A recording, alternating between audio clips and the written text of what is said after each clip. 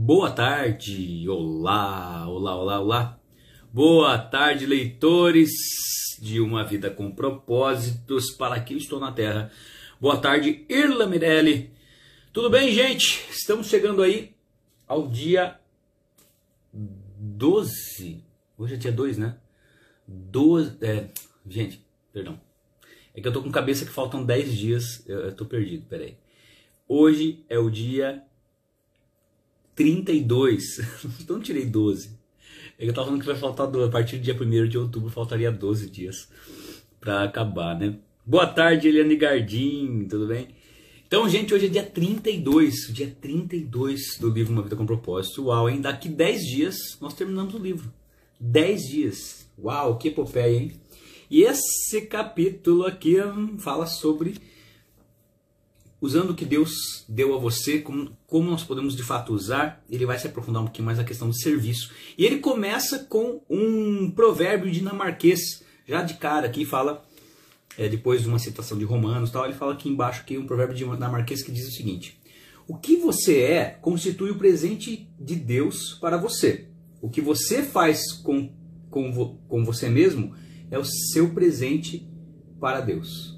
Ou seja, Deus me deu uma vida, isso é um presente. Agora, o que eu faço com a minha vida, né, o que eu faço com esse presente, acaba sendo um presente para Deus, né? O que você é constitui o presente de Deus para você. E o que você faz com você mesmo é o seu presente para Deus. E aí, o que nós estamos fazendo com a nossa vida, né, com o nosso presente, para ser esse presente para Deus, né? Aí tem aí uma citação que ele diz aí na página 284, a primeira página do capítulo: o melhor uso para a sua vida é servir a Deus de acordo com sua formação. Por isso nós vimos a questão do forma, né, nessas duas últimas lives, nos dois últimos capítulos. Para isso você deve descobrir sua forma, aprender a aceitá-la e apreciá-la, para depois desenvolvê-la ao seu potencial máximo. E aí, como a gente pode descobrir essa nossa forma, né, para poder desenvolver ao máximo? E ele vai explorar aqui nesse capítulo a respeito de nós praticarmos, né, nos dispormos a um trabalho. Aí ele começa aqui comentando, né? Comece avaliando seus dons e habilidades. O que eu sou bom? O que eu faço bem? O que as coisas que eu coloco a mão nessa área aqui funcionam melhor, são mais eficazes, funcionam de uma maneira efetiva? Aí é interessante também que fazer uma lista, né, das coisas que você costuma fazer bem, ou que outras pessoas falam: você é muito bom nisso. Sabe, você é legal nisso, Ele comenta aqui que dons espirituais e habilidades naturais são sempre confirmados pelos outros. O que as pessoas acham que eu sou bom? Qual a área da vida que eu sempre recebi elogios? Sabe? E é interessante que em algumas áreas você pode aperfeiçoar ainda mais. Você descobrindo que você tem chão para isso, né? Chão para evoluir. Seguindo aí, gente, para acelerar um pouquinho, lá na página 286, ele comenta assim: a melhor maneira, primeira linha da página desse capítulo: a melhor maneira de descobrir seus dons e capacidades é experimentar diferentes áreas de trabalho.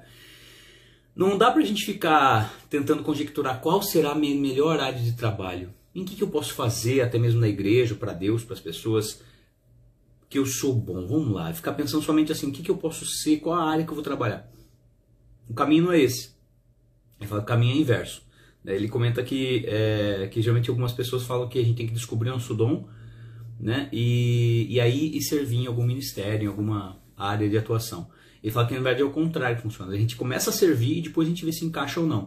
E eu tenho uma história para contar sobre isso, gente. Eu passei por uma situação muito maluca em 2009, quando eu comecei a frequentar uma igreja, onde o pastor pediu encarecidamente que nós... como posso dizer? Ele falou: gente, estamos precisando de professores para o ensino infantil, né? No Ministério Infantil de Ensino. Estamos pedindo encarecidamente professores e tal. E eu, na minha cabeça, eu estava no meu último ano de faculdade, eu vi aquela frase do pastor, eu falei: poxa, eu estou sempre falando, né, que gostaria de... Boa tarde, Camila Braga, você está aí, agora que eu te vi. Eu fiquei pensando: poxa, eu posso servir na igreja, né? Meu desejo é ser professor. Por que não começar como professor de escola bíblica, né? Professor do Ministério Infantil. Pensei isso. Bom, E aí lá fui eu deixar meu nome para o Ministério Infantil, para dar aulas para crianças. Eu fui por uma necessidade. Eu lembro até que eu conversei com o pastor e eu falei, pastor, eu fui porque o senhor usou a palavra encarecidamente. Estamos precisando encarecidamente de professores. Eu falei, gente, estão carecendo mesmo, estão precisando encarecidamente. Eu fui ajudar lá. Gente, tá entre a gente aqui, tá? Eu já saí daquela igreja faz tempo, mas eu detestei. Eu não nasci para aquilo. Eu falei, meu Deus do céu. É uma coisa, eu não sei, criança para mim é um negócio que me deixa maluco. Eu trabalho com adolescentes, a pegada é outra, a linguagem é outra. Estou aqui, querendo-te, né? Shakira, Camila Shakira. Viti, boa tarde, Viti, tudo bem? A gente, essa experiência do Ministério Infantil me deixou assim, maluco, assim. Eu lembro que foi uma experiência muito, eu não aguentava mais. Eu ia para a igreja, eu ia quando era para servir, era uma série de problemas também, porque eu tinha uma escala, eu fazia estágio, e meu estágio tinha trabalhos no final de semana, e eu tinha uma escala no meu trabalho. Eu só podia estar na igreja nos finais de semana que eu não estava escalado. Mas aí quando eu estava na igreja, era o único dia que eu podia servir no Ministério Infantil. Então assim, quando eu ia para a igreja, ao invés de sentar na igreja e me alimentar, eu tinha que servir. Então foi um ativismo muito grande. Eu comecei a fazer muito mais atividades do que me alimentar da palavra. E uma época eu estava precisando muito me alimentar, que era o último ano de faculdade, minha cabeça estava explodindo. Eu tinha 20 para 21 anos de idade. E eu fiquei em parafuso, porque eu falei, eu preciso me organizar. E um dia, vou até contar a história, eu estava no velório do pai de um irmão da igreja, né, o pai do Silvino lá, ele faleceu, e nós fomos o velório, e o pastor da minha igreja foi fazer o funeral, o ofício fúnebre. E eu tava lá, eu aprendi, gente, uma coisa que eu aprendi com igreja, a gente tem que ser igreja em todos os momentos, principalmente em funeral. Eu conheço muito assim, eu vejo muito como a igreja ama nos funerais. E eu faço questão, se eu posso ir a algum funeral de algum, sabe, de algum ente querido de alguém ali e tal, se eu estou na cidade, já fui muito funeral, gente, de pessoas que eu conheço só a pessoa, não o pai dela, sabe, a pessoa que morreu, tal, eu conheço só a pessoa mesmo, sabe? Já fui em alguns funerais e eu lembro, eu acredito que igreja seja isso. Inclusive quando meu pai faleceu, eu senti muito esse carinho. Deus me permitiu vivenciar isso e sabe, como se fosse uma retribuição, não que a gente faça para ser retribuído, mas a gente faz porque acho que a igreja tem que fazer esse papel mesmo. Mas eu estive no velório do pai do Silvino e nisso, a caminho depois do ofício fúnebre, a caminho da sepultura, para sepultar tal, estava eu conversando com o pastor. E ele perguntou, Diego, como você está no Ministério Infantil? Porque eu já sabia que estava acontecendo uma confusão lá, assim, a respeito de liderança. Precisava de uma outra pessoa para assumir a liderança, porque a líder estava saindo e não tinha quem assumisse. E eu imaginei que ele ia jogar a bola para mim, para que eu fosse o líder de ministério do ensino infantil. Imagina só, e ele não estava por dentro que eu não estava gostando. E daí foi o momento, falei, já que estou no cemitério aqui, eu vou me sepultar aqui. Eu falei, pastor, eu tô detestando, pastor. Não é a minha praia. Eu não quero mais. Gente, eu abri o jogo, abri meu coração, assim, tipo... Ah! E foi libertador, e o pastor começou a rir, falou, Diego, você tá sofrendo à toa, tá bom, tudo bem, não, já entendi, tudo bem, não precisa mais ir. Mas levamos na esportiva, eu abri o coração. Mas eu tava sofrendo, gente, sofrendo porque eu tava atendendo uma necessidade da igreja, mas eu mesmo não era a minha praia. Mas eu me dispus a servir. Eu acredito que Deus me aprovou nisso, sabe? Porque eu fui para servir e, né? E fui lá. Depois o que aconteceu? Daí depois outra pessoa assumiu o ministério. Eu saí do ministério, tal. Foi, sabe? Joguei bem limpo com o pastor. Depois entrei na diaconia. Fui de ser diácono. Fui durante anos diácono, servindo ceia, tal. Ligando o ar-condicionado, desligando o ar-condicionado, arrumando as cadeiras, chegando mais cedo, saindo mais tarde, coisa de igreja. Muito legal servir. E, enfim, foi isso, gente. Foi maluco. Eu queria comentar com vocês porque essa experiência de eu não era minha praia, mas eu fui e vi que realmente não era minha praia. Mas tem coisas que você vai servir e você fala, ah, legal. Agora, quem é o Diego hoje na fila do pão? Quem é o Diego na igreja? Eu agora estou um pouco afastado por conta do acidente, mas eu trabalho no Ministério de Mídia. O Ministério que fica na câmera, filmando, transmitindo culto. Eu trabalho, eu atuo nesse ministério. Então, atualmente estou afastado, mas quando estiver inteiraço, estarei de volta.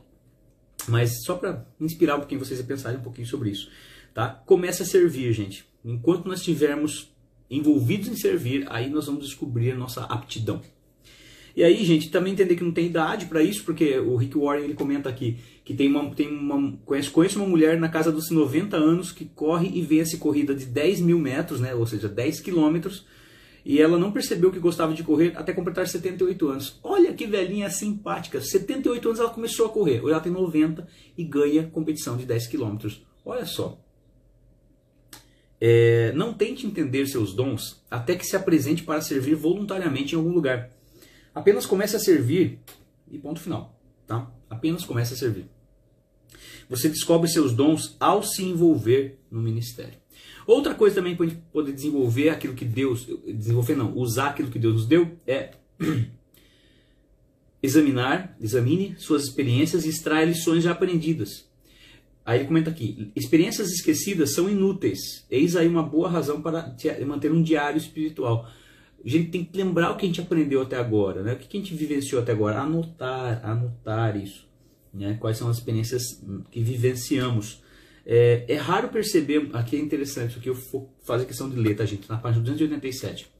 É raro percebermos o bom propósito de Deus na dor, quando a gente está passando pela situação, no fracasso ou na vergonha, enquanto vivemos a experiência. Quando lavou os pés de Pedro, Jesus disse, você não compreende agora o que estou fazendo a você. Mais tarde, porém, entenderá. Né? Em João 13:7. Famosa expressão. Aqui está na NVI, mas na Almeida assim, o que faço agora não compreendes, mas hás de compreender mais tarde. Né? E é bem isso. Somente em retrospecto compreenderemos como Deus planejou um problema para o bem. Então, na hora que a gente estiver passando, analisar nossa vida, quais são as experiências que a gente já passou e que você aprendeu com elas? Tudo isso pode ser um indício de você falar, olha, essas experiências me servem para servir. Essas experiências me servem para servir. Talvez assim, quem já passou por perdas pode ensinar sobre perdas. Quem já passou por divórcio pode ensinar sobre divórcio. Quem já passou por criação de filho, como ele já falou no capítulo anterior, criação de filhos com síndrome de Down. Quem mais pode aconselhar um casal que tem um filho com síndrome de Down? Quem já teve um filho com síndrome de Down e sabe lidar e aprendeu a lidar. Então, assim, esse organismo todo de você compartilhar experiências é que traz o crescimento para o corpo de Cristo. Seguindo aí na página 288, falando sobre a forma. Vou ler rapidinho, já tinha umas partes mais longas, estavam lá. Sua forma foi determinada soberanamente por Deus, para o propósito dele. Então você não deve se ressentir ou rejeitá-la. Em vez de tentar tomar outra forma para ser como outra pessoa, você deve celebrar a forma que Deus confiou somente a você. É não se comparar com outra pessoa. Tá? Aí, até eu acho interessante, finalmente eu entendi uma parte da Bíblia, né, que ele comenta assim, na verdade uma interpretação daquela passagem que Paulo fala, né? Corramos a carreira que Deus tem proposto pra gente. Ele comenta aqui, assim como em uma corrida, cada competidor recebe uma raia, abre aspas, corramos com perseverança a carreira especial que Deus pôs diante de nós. Fecha aspas, Hebreus 12:1, versão Bíblia Viva. Então assim, como se estivéssemos nadando numa raia, né? É aquela raia, a gente tem que olhar para a nossa raia. Não sinta inveja do corredor da raia ao lado, né? Simplesmente concentre em terminar a sua corrida.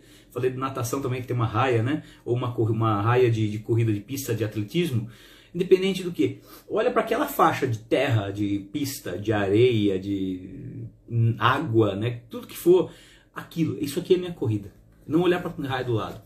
Sabe, ganhar ou perder, não acredito que nem quem vai ganhar, nem quem vai perder, vai ganhar ou vai perder. Vai todo mundo ganhar. Entendedores entenderão essa expressão aqui, tudo bem. Quem entendeu, dá um riso aí, kkkk. Vamos lá, gente, olha só. Satanás tentará lhe roubar a alegria do serviço de duas formas. Tentando a comparar com o seu ministério com o do outro, induzindo a adaptar seu ministério às expectativas dos outros. Olha só, o inimigo ele vai tentar tirar nosso ânimo através da comparação com o outro, Ou a tentar assim, tipo, você sabe que aquilo não é para você fazer e você está fazendo de maneira forçosa, tá? Adaptando o seu ministério. Então, uma questão que ele assinala aqui. Toda vez que você começar a perder a alegria no exercício de seu ministério, daquilo que você está fazendo para Deus, verifique se uma dessas tentações é a causa. Se você está comparando com o outro, ou você está tentando adaptar aquilo que você foi chamado para fazer às necessidades do outro, ou à expectativa, melhor dizendo, a expectativa dos outros.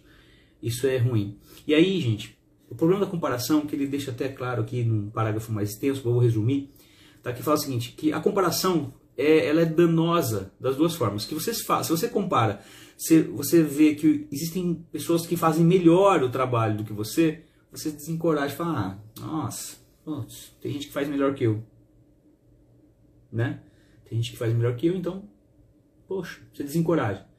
E por outro lado, se você olha para a vida das pessoas e vê que você faz melhor que elas, você pode ter a tendência de ficar arrogante. Ah lá, olha só como eu sou bom.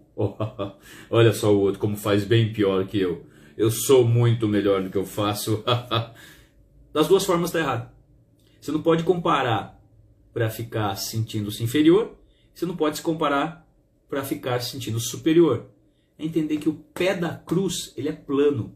Gente, essa exposição eu acho muito legal. O pé da cruz é plano. Diante da cruz de Jesus, todos nós somos iguais. Iguais.